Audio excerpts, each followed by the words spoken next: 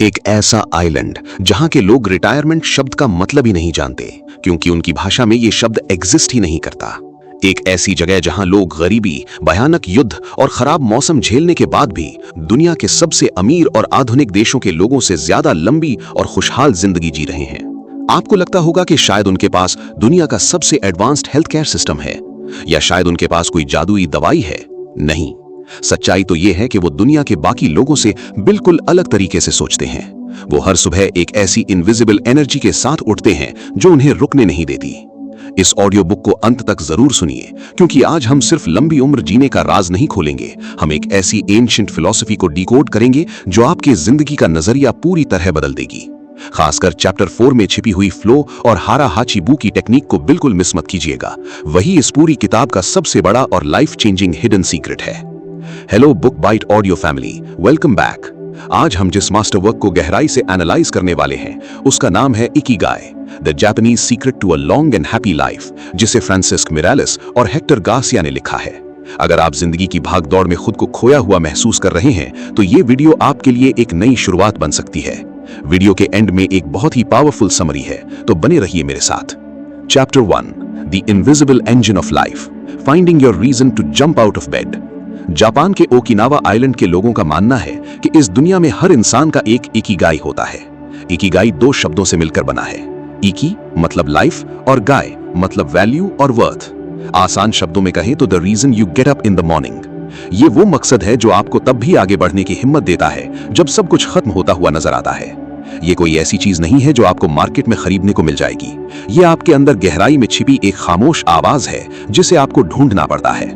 आखिर इंसान को एक पर्पस की जरूरत क्यों होती है? फेमस साइकाइट्रिस्ट विक्टर फ्रैंकल, जिन्होंने होलोकॉस्ट जैसी भयानक स्थिति को सरवाइव किया था, उन्होंने एक कॉन्सेप्ट दिया था, लोगोथेरेपी। साइकोलॉजी कहती है कि जब इंसान के पास जीने का कोई सॉलिड मीनिंग नहीं होता तो वो एक एग्जिस्टेंशियल वैक्यूम में चला जाता है।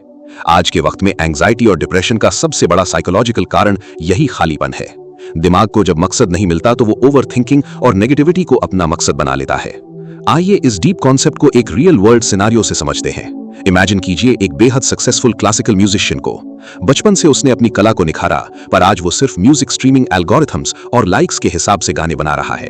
उसके पास पैसा है, शोहरत है, पर जब वो रात को सोता है तो उसके अंदर एक अजीब सी बेचैनी होती है। उसकी कला जो कभी उसकी आत्मा का हिस्सा थी, अब सिर्फ एक कंटेंट बन चुकी है। उसका इकिगाई उस शोर में कहीं खो गया है। जिंदगी में जब हम पैशन, प्रोफेशन, वोकेशन और मिशन, इन चारों सर्कल्स के इंटरसेक्शन से भटक जाते हैं, तब हम सक्सेसफुल तो हो सकते हैं पर पीसफुल नहीं। अपना इकिगाई ढूंढने के लिए आज ही एक शांत जगह पर बैठें। 4 सवाल खुद से पूछें। मैं किस चीज से सबसे ज्यादा प्यार करता हूं? What you love. इस दुनिया को किस चीज की जरूरत है? What the world needs. मुझे किस काम के लिए पैसे मिल सकते हैं? What you can be paid for. मैं किस काम में सबसे बेहतर हूं? What you are good at. इन चारों का सेंटर पॉइंट ही आपका इकिगाई है। उस पॉइंट को ढूंढिए। लेकिन रुकिए, सिर्फ इकिगाई ढूंढ लेना काफी नहीं है। एक और ऐसी खामोश आदत है जो हमारी उम्र और एनर्जी को अंदर ही अंदर खा रही है। उसके बारे में हम अगले चैप्टर में बात करेंगे। Chapter 2, the art of anti ageing, movement without madness. जब हम लंबी उम्र या एंटी एजिंग की बात करते हैं तो हमारे दिमाग में सबसे पहले हेवी जिम सेशंस, सप्लीमेंट्स और एक्सट्रीम डाइट आती है। लेकिन इकिगाई की फिलॉसफी इसके बिल्कुल ऑपोजिट है। बुक बताती है कि ओकिनावंस हेवी वेट लिफ्टिंग या मैराथन्स नहीं दौड़ते। उनका सीक्रेट है जेंटल मूवमेंट। वो अपने शरीर को एक मशीन की तरह तोड़ते नहीं हैं, बल्कि एक बगीचे की तरह सींचते हैं। न्यूरोसाइंस और बायोलॉजी ने यह साबित किया है कि जब हम एक्सट्रीम स्ट्रेस में होते हैं, चाहे वो मेंटल स्ट्रेस हो या बॉडी को लिमिट से ज्यादा पुश करने का फिजिकल स्ट्रेस, हमारा शरीर कॉर्टिसोल नाम का हार्मोन रिलीज करता है। कॉर्टिसोल हमारे डीएनए के किनारों पर मौजूद टेलोमेयर्स को तेजी से छोटा करता है। टेलोमेयर्स जितने छोटे होंगे, हमारी उम्र उतनी ही तेजी से घटेगी। ओकिनावंस ने इस स्ट्रेस साइकिल को हरा दिया है। इमेजिन कीजिए एक 30 ईयर ओल्ड स्टार्टअप फाउंडर को। उसका दिन सुबह 6 AM पर एक एक्सट्रीम हिट वर्कआउट से शुरू होता है। उसके बाद वो 12 घंटे कुर्सी पर बैठकर स्क्रीन को घूरता है। उसका शरीर 2 एक्सट्रीम स्टेट्स में झूल रहा है, या तो भयानक फिजिकल एग्जॉशन या फिर टोटल इनएक्टिविटी। अब इसके ठीक ऑपोजिट ओकिनावा की एक 85 ईयर ओल्ड महिला को देखिए। वो दिन में कोई जिम नहीं जाती, लेकिन वो सुबह उठकर अपने बगीचे में गार्डनिंग करती है, चलकर अपने दोस्तों से मिलने जाती है, जमीन पर बैठती और उठती है। वो दिन भर में कंटिन्यूअस लो इंटेंसिटी मूवमेंट करती रहती है। यही टाइमलेस सटल मूवमेंट उन्हें 100 साल की उम्र में भी एक्टिव रखती है। रेडियो ताइसो, जो जापान की एक सिंपल मॉर्निंग स्ट्रेचिंग रूटीन है, उसे अपनाएं। रूल बहुत सिंपल है। हर 30 मिनट लगातार बैठने के बाद सिर्फ 5 मिनट के लिए उठें, चलें और थोड़ी स्ट्रेचिंग करें। आपका शरीर एक्सट्रीम पेन के लिए नहीं, बल्कि नेचुरल फ्लो के लिए डिजाइन किया गया है। क्या आपने कभी ऐसा महसूस किया है कि आप कोई काम कर रहे हो और वक्त का पता ही न चला हो? अगला लेसन एक ऐसा साइकोलॉजिकल मैजिक है जो आपके काम करने का पूरा एक्सपीरियंस ट्रांसफॉर्म कर देगा। Chapter 3, the magic of flow, the disappearance of time. The happiest people are not the ones who achieve the most. They are the ones who spend more time than others in a state of flow. दुनिया के सबसे खुशहाल लोग वो नहीं हैं जो सबसे ज्यादा अचीवमेंट्स हासिल करते हैं। खुश लोग वो हैं जो अपना ज्यादा वक्त फ्लो की स्टेट में बिताते हैं। इकिगाई फिलॉसफी कहती है कि जब हम किसी काम में पूरी तरह डूब जाते हैं, जहां हमारा ईगो, वक्त का एहसास और बाकी सब कुछ गायब हो जाता है, उसे फ्लो कहते हैं। साइकोलॉजिस्ट मिहाइली चिक्सेंट-मिहाइली ने सालों की रिसर्च के बाद बताया कि जब इंसान फ्लो स्टेट में होता है तो उसके दिमाग के प्री फ्रंटल कॉर्टेक्स का एक हिस्सा टेम्परेरीली शट डाउन हो जाता है। इसका मतलब है कि सेल्फ डाउट और इंटरनल क्रिटिक, यानी वो आवाज जो कहती है तुमसे नहीं होगा, पूरी तरह शांत हो जाती है। दिमाग सिर्फ प्रेजेंट मोमेंट पर फोकस करता है। यही स्टेट इंसान को सबसे ज्यादा खुशी देती है। ध्यान से सुनिए। जापान में टाकुमी उन आर्टिजन्स को कहा जाता है जो अपने क्राफ्ट में मास्टर्स होते हैं। सोचिए एक ऐसे टाकुमी के बारे में जो पिछले 40 सालों से सिर्फ एक खास तरीके का लकड़ी का बाउल बना रहा है। जब वो लकड़ी को काटता है तो उसका पूरा यूनिवर्स उस एक बाउल के अंदर सिमट जाता है। उसके आसपास क्या हो रहा है, दुनिया कहां जा रही है, उसे इससे कोई मतलब नहीं। और आज हमारा हाल क्या है? हम लैपटॉप पर काम करते हैं, फोन पर नोटिफिकेशंस चेक करते हैं और बैकग्राउंड में म्यूजिक चल रहा होता है। हमारा फोकस टुकड़ों में बंट गया है। मल्टीटास्किंग एक इल्यूजन है जो हमारी मेंटल एनर्जी को एब्जॉर्ब करके हमें खोखला बना रही है। नीचे कमेंट करके मुझे अभी बताइए, आप जब कोई इंपॉर्टेंट काम करते हैं तो आपका सबसे बड़ा डिस्ट्रैक्शन क्या होता है? इंस्टाग्राम, ओवरथिंकिंग या कुछ और? Let's discuss in the comments. Achieve करने के लिए दिन में कम से कम 1 घंटा टेक्नोलॉजी फास्ट करें। अपना फोन दूसरे कमरे में रखें और सिर्फ एक काम पर फोकस करें। शुरू में यह मुश्किल लगेगा, पर धीरे धीरे आप उस मैजिकल फ्लो स्टेट को महसूस करने लगेंगे। चैप्टर 4, हारा हाचिबू, द 80% रूल ऑफ लॉन्जेविटी। अगर आप ओकिनावन लोगों की लॉन्ग लाइफ का सबसे बड़ा फिजिकल सीक्रेट जानना चाहते हैं तो वो उनकी प्लेट में छिपा है। उनका एक प्राचीन मंत्र है हारा हाचिबू, जिसका मतलब है अपना पेट सिर्फ 80% भरो। जब आपको लगे कि आप थोड़ा सा और खा सकते हैं, वहीं पर रुक जाएं। बायोलॉजी इसके पीछे की कहानी कुछ ऐसे समझाती है। जब हम खाना खाते हैं तो हमारे पेट से हमारे दिमाग तक पेट भर गया है का सिग्नल पहुंचने में करीब 20 से 30 मिनट का डिले होता है। इसका मतलब जब हमें लगता है कि हमारा पेट 100% भर चुका है, तब तक असल में हम अपने शरीर की जरूरत से 120% ज्यादा खा चुके होते हैं। ये एक्स्ट्रा खाना शरीर के लिए फ्यूल नहीं, बल्कि एक बर्डन बन जाता है। हजारों साल पहले जब इंसान जंगलों में शिकार करता था तो खाना रोज नहीं मिलता था। इसलिए जब खाना मिलता, इंसान ठूस ठूस कर खा लेता था ताकि आगे के दिनों के लिए कैलोरीज बचा सके। हमारा दिमाग आज भी वैसा ही वायर्ड है, लेकिन आज हमारे आसपास खाने का अबंडेंस है। हम बुफे में जाते हैं या नेटफ्लिक्स देखते हुए कंटिन्यूअसली स्नैक्स खाते हैं और हमें एहसास भी नहीं होता कि हम खुद के सेल्यूलर लेवल को ओवरवर्क कर रहे हैं।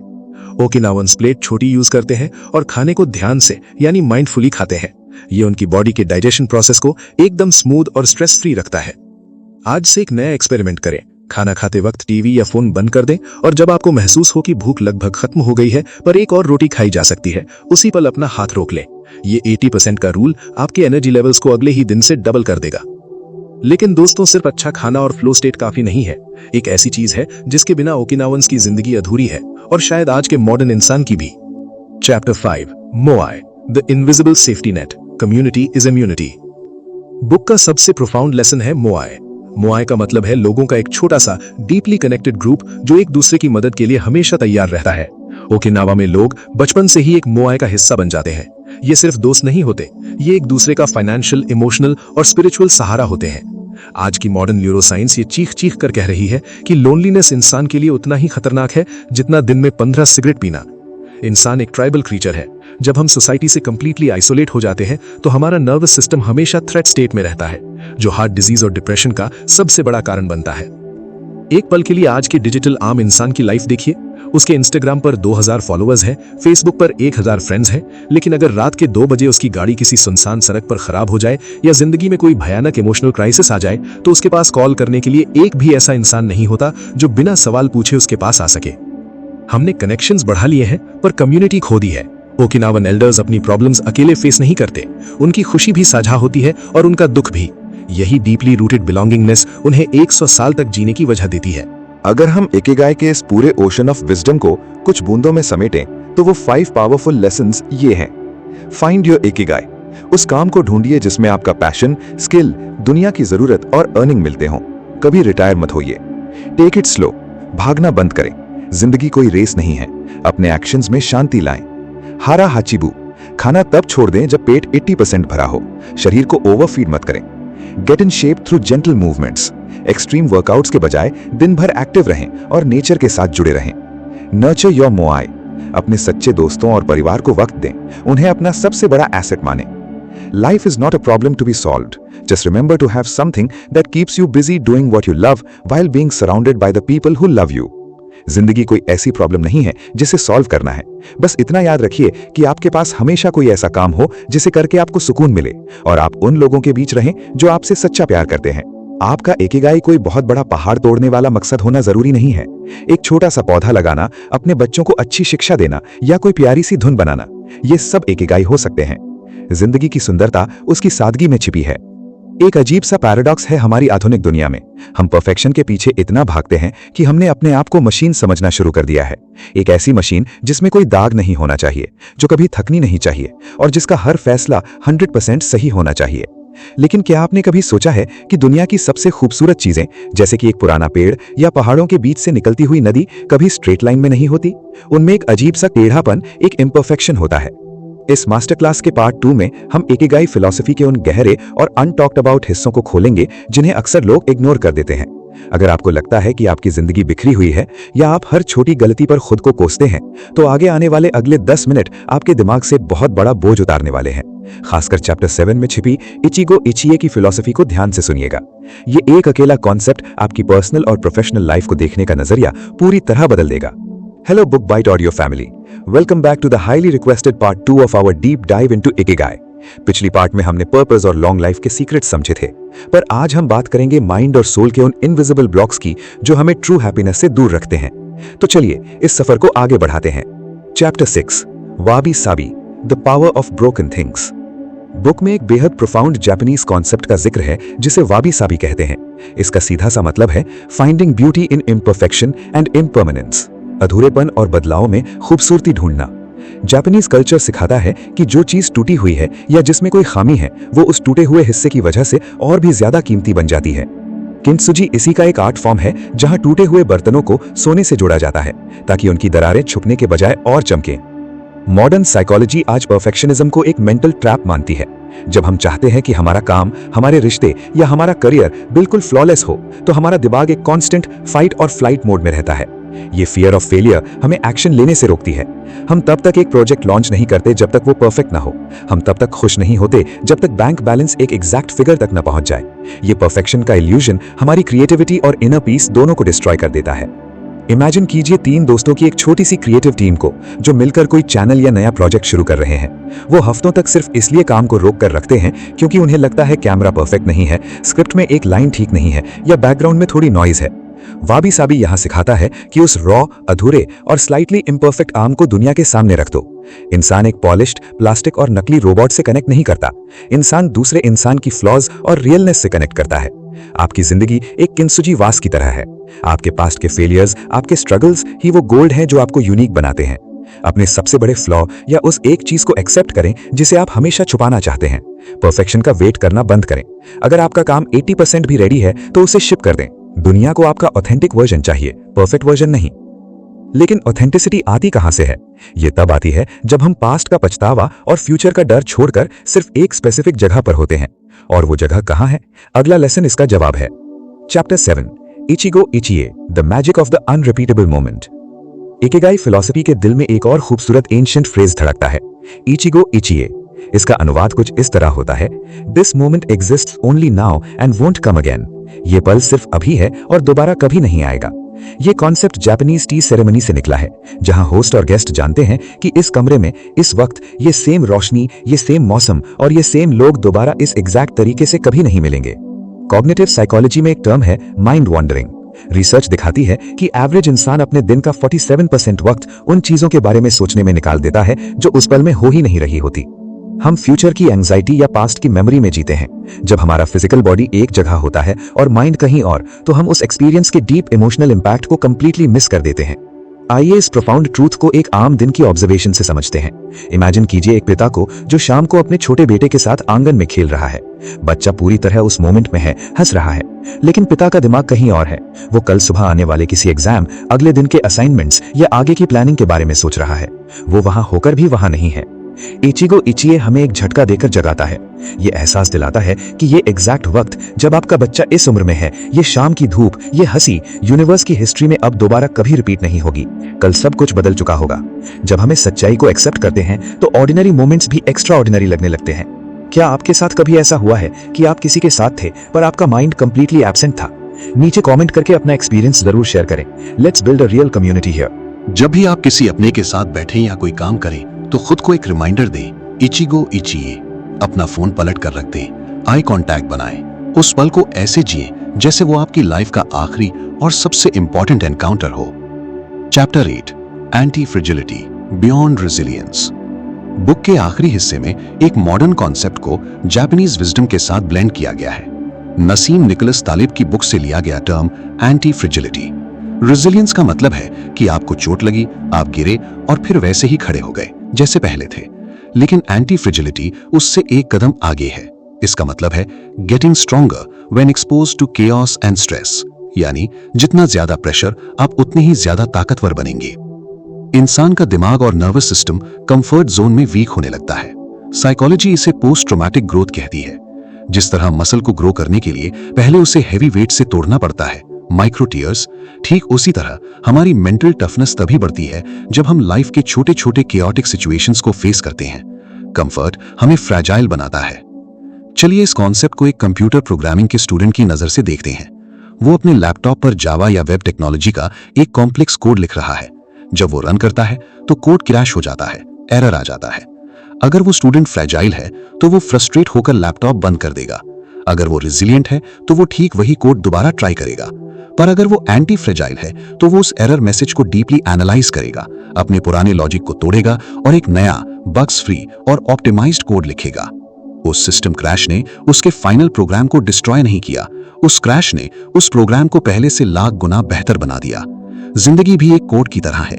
जब फेलियर्स आए तो उन्हें बग्स की तरह नहीं बल्कि सिस्टम अपग्रेड्स की तरह देखें। दोस्तों, बिना एआई जनरेटेड शॉर्टकट्स के ऐसी डीपली रिसर्च्ड ऑडियो बुक्स लिखने और प्रोड्यूस करने में सच में कई दिन लग जाते हैं। अगर इन कहानियों ने आपकी थिंकिंग में थोड़ी भी पॉजिटिव शिफ्ट लाई है तो इस वीडियो को अपने एक सबसे क्लोज दोस्त को जरूर भेजिएगा और चैनल को सब्सक्राइब करना मत भूलना। अपनी लाइफ में माइक्रो स्ट्रेसर्स इंट्रोड्यूस करें, जैसे ठंडे पानी से नहाना, एक नया मुश्किल स्किल सीखना या किसी अजनबी से बात करना। जब आप जानबूझकर छोटे डिस्कम्फर्ट्स फेस करते हैं तो लाइफ की बड़ी प्रॉब्लम्स आपको तोड़ नहीं पाती, आप एंटी फ्रेजाइल बन जाते हैं। Embrace your वाबी Sabi. आपकी इम्परफेक्शन ही आपकी सबसे बड़ी स्ट्रेंथ है। अपने फ्लॉज को छिपाना बंद करें। Live ichigo ichie. ये पल दोबारा नहीं आएगा। प्रेजेंट मोमेंट को किसी फ्यूचर की एंजाइटी के लिए कुर्बान मत होने दें। Become anti fragile. लाइफ के स्टॉर्म से डरिए मत। हर झटका, हर फेलियर आपको आगे बढ़ाने के लिए यूनिवर्स का एक पुश है। Fall 7 times, stand up 8। 7 बार गिरो तो 8वीं बार दोबारा खड़े हो जाओ। ओकिनावा के लोग इसलिए लंबी उम्र नहीं जीते क्योंकि उनकी लाइफ में प्रॉब्लम्स नहीं है, वो इसलिए जीते हैं क्योंकि उन्होंने प्रॉब्लम्स को देखने का चश्मा बदल लिया है। जिंदगी आपको कई बार तोड़ेगी, पर याद रखिए उन्हीं दरारों से सबसे चमकदार रोशनी अंदर आती है। एक बहुत ही अजीब साइकोलॉजिकल पैराडॉक्स है। आपने नोटिस किया होगा कि आजकल हम जितना ज्यादा खुश रहने की कोशिश करते हैं, अंदर से उतना ही ज्यादा खोखला और एग्जॉस्टेड महसूस करते हैं। आधुनिक दुनिया हमसे कहती है नेगेटिव थॉट्स को दबा दो, हमेशा पॉजिटिव सोचो, या सैडनेस एक बीमारी है जिसे तुरंत ठीक करना है। लेकिन क्या सच में ऐसा है? अगर मैं आपसे कहूं कि दुनिया के सबसे लंबी उम्र जीने वाले लोग कभी जबरदस्ती खुश रहने की कोशिश नहीं करते, वो अपनी उदासी, अपने गुस्से और अपने डर के साथ एक ऐसा अजीब बर्ताव करते हैं जो किसी भी मॉडर्न थेरेपिस्ट को हैरान कर दे। इस ऑडियो बुक के इस फाइनल और सबसे डीप पार्ट 3 में मैं आपको इकिगाई के उन छोटे पर बेहद पावरफुल सीक्रेट्स के बारे में बताऊंगा जो पिछली वीडियोस में छूट गए थे। इनमें एक ऐसी एंशिएंट थेरेपी छिपी है जो आपके ओवर थिंकिंग के लूप को हमेशा के लिए तोड़ सकती है। खासकर चैप्टर 10 में बताए गए सेल्यूलर रस्टिंग के कॉन्सेप्ट को बिल्कुल मिस मत कीजिएगा। वो आपको बताएगा कि कैसे हमारी छोटी सी डेली चॉइसेस हमारी उम्र को साइलेंटली घटा या बढ़ा रही हैं। Hello book bite audio family, आपका स्वागत है इस मास्टर क्लास के फाइनल चैप्टर में। बुक इकिगाई अपने आप में एक समुद्र है और मैं नहीं चाहता था कि इसका एक भी कीमती मोती आपसे छूट जाए। तो चलिए आज इस फिलॉसफी के आखिरी और सबसे गहरे पन्नों को एक साथ खोलते हैं। Chapter 9, Morita therapy, the art of letting emotions be. Japan में एक बेहद पुरानी और इफेक्टिव साइकोलॉजिकल अप्रोच है जिसे मोरिता थेरेपी कहा जाता है। शोमा मोरिता ने इसे डेवलप किया था। वेस्टर्न दुनिया सिखाता है अपनी फीलिंग्स को कंट्रोल करो, लेकिन मोरिता सिखाते हैं अपनी फीलिंग्स को ऑब्जर्व करो और अपने एक्शंस पर फोकस करो। उनका मानना है कि हमारे इमोशंस मौसम की तरह होते हैं। आप बारिश को रोक नहीं सकते, पर आप छतरी खोलकर अपना काम जरूर कर सकते हैं। हार्वर्ड की एक फेमस स्टडी है जिसे व्हाइट बेयर प्रॉब्लम या आयरॉनिक प्रोसेस थियरी कहते हैं। अगर मैं आपसे कहूं अगले 1 मिनट तक एक सफेद भालू के बारे में मत सोचना, तो आपका दिमाग सबसे पहले उसी सफेद भालू की इमेज बनाएगा। जब हम अपने नेगेटिव इमोशंस जैसे एंजाइटी या डर को दबाने की कोशिश करते हैं तो वो और ज्यादा ताकतवर हो जाते हैं।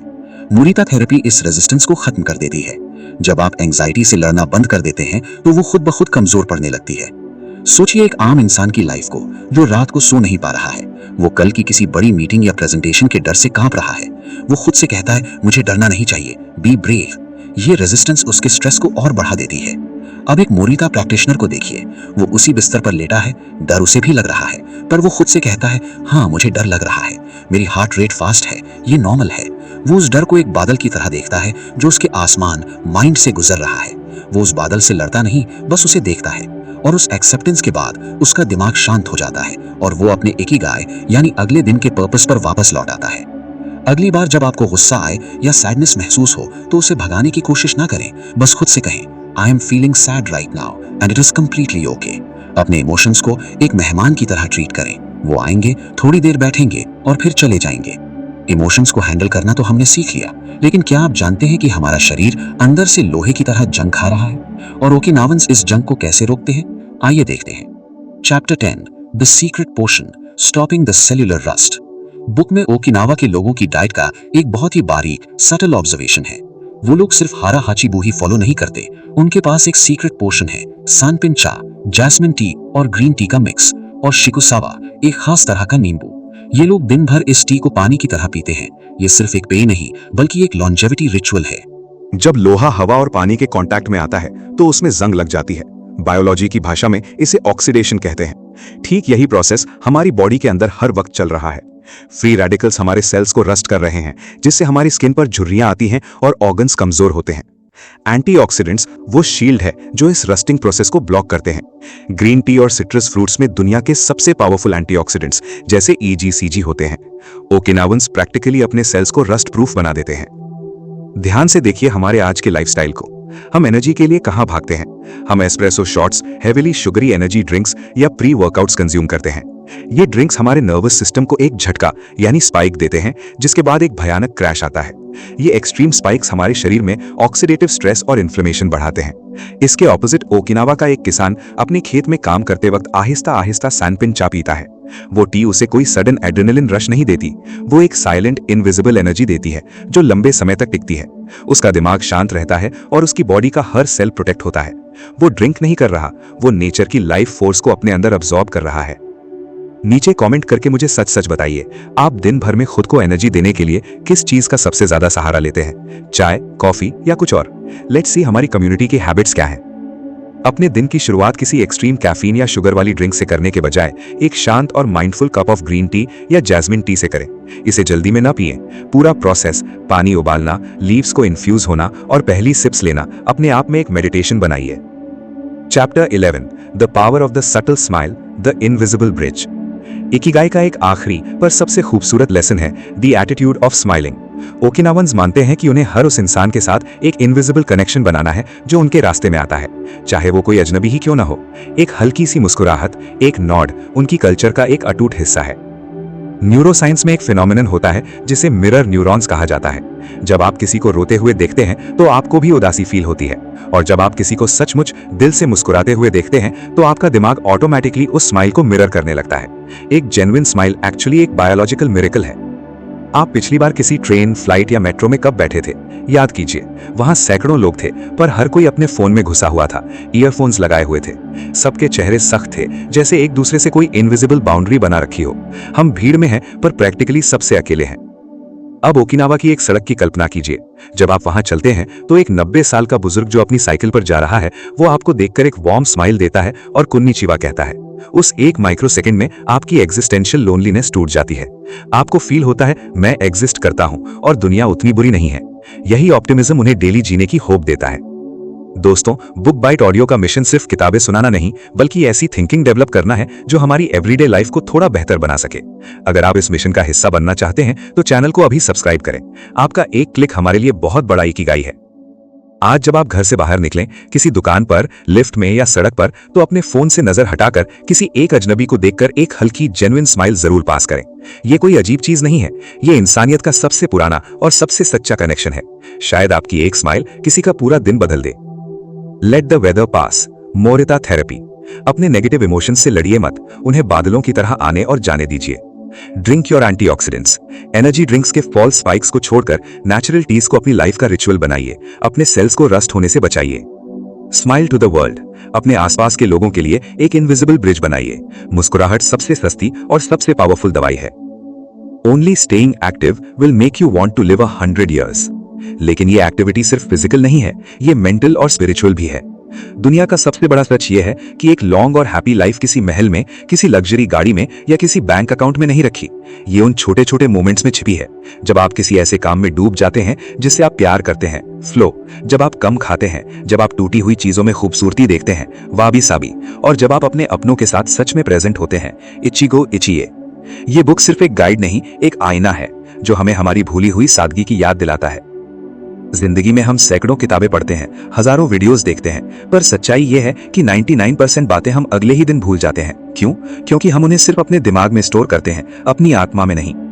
आज बुक बाइट ऑडियो पर हम सिर्फ एक समरी नहीं कर रहे हैं, आज हम एक मेंटल टैटू बनाने वाले हैं। एक ऐसा ब्लूप्रिंट जिसे अगर आपने आज समझ लिया तो चाहे आप जिंदगी के किसी भी बुरे दौर से गुजर रहे हो, ब्रेकअप, करियर फेलियर या डिप्रेशन, ये 10 रूल्स आपको उस अंधेरे से बाहर निकाल लाएंगे।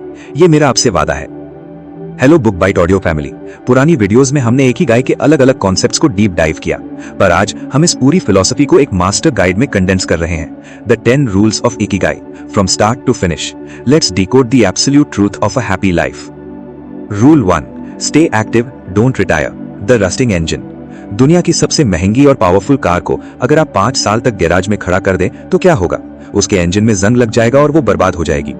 इंसान का दिमाग और शरीर भी ऐसा ही है।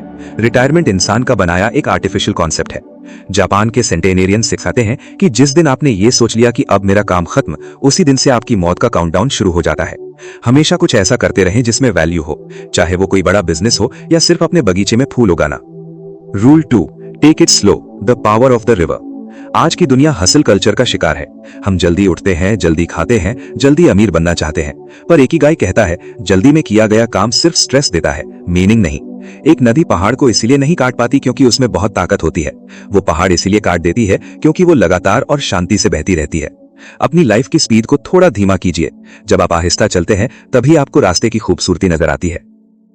Rule 3, don't fill your stomach, hara hachi bu. भूख से थोड़ा कम खाना सिर्फ एक डाइट प्लान नहीं, एक स्पिरिचुअल प्रैक्टिस है। जब आप अपनी प्लेट को सिर्फ 80% भरते हैं तो आप अपने डाइजेस्टिव सिस्टम को आराम देते हैं। ओवर ईटिंग हमारे सेल्स को एग्जॉस्ट कर देती है। खाने के बाद अगर आपको नींद या लेथार्जी आ रही है तो इसका मतलब आपने बॉडी को फ्यूल नहीं, पॉइजन दिया है। खाना उतना ही खाएं जो आपको हल्के और एनर्जेटिक रखे। Rule 4, surround yourself with good friends, the moai. California में रेडवुड ट्रीज होते हैं जो सैकड़ों फीट लंबे होते हैं। हैरानी की बात यह है कि उनकी रूट्स ज्यादा गहरी नहीं होती। फिर वो भयानक तूफान में गिरते क्यों नहीं? क्योंकि जमीन के अंदर उन सभी पेड़ों की जड़ें एक दूसरे से जुड़ी होती हैं, इंटरलॉक्ड। इंसान भी बिल्कुल वैसा ही है। आप अकेले कितने भी स्ट्रांग हो, लाइफ के तूफान आपको गिरा देंगे, पर अगर आपके पास मोआई है, सच्चे दोस्तों का एक छोटा ग्रुप, तो उनकी जड़ें आपको हमेशा खड़ा रखेंगी। Rule 5, get in shape for your next birthday, the flowing water. ठंडे पानी की झील अगर एक जगह रुक जाए तो उसमें कीड़े पड़ जाते हैं, पर जो पानी बहता रहता है वो हमेशा शुद्ध होता है। आपकी बॉडी को ओलंपिक एथलीट बनने की जरूरत नहीं है, पर इसे लगातार मूवमेंट की जरूरत है। रेडियो ताइसो या सिंपल वॉकिंग जैसी जेंटल मूवमेंट्स आपके ब्लड फ्लो और की यानी लाइफ एनर्जी को बॉडी में ब्लॉक नहीं होने देती। Rule 6, smile, the universal password. एक सच्ची मुस्कुराहट आपके दिमाग के उस हिस्से को हैक कर लेती है जहां डर और एंजाइटी होती है। जब आप मुस्कुराते हैं, चाहे सिचुएशन कितनी भी बुरी हो, आपका दिमाग बॉडी को सिग्नल देता है कि सब कुछ ठीक है। इसके अलावा ये एक अकेला ऐसा पासवर्ड है जो किसी भी अनजान इंसान के दिल का दरवाजा बिना एक शब्द बोले खोल सकता है। Rule 7, reconnect with nature, the biological reset. हम वाईफाई, कंक्रीट की इमारतों और स्क्रीन्स के बीच जीने के लिए नेचुरली डिजाइन नहीं हुए थे।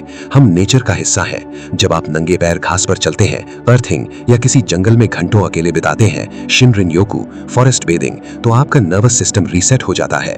नेचर आपको याद दिलाती है कि आप इस बड़े यूनिवर्स का एक छोटा सा खूबसूरत हिस्सा हैं। Rule 8, give thanks, the gratitude lens.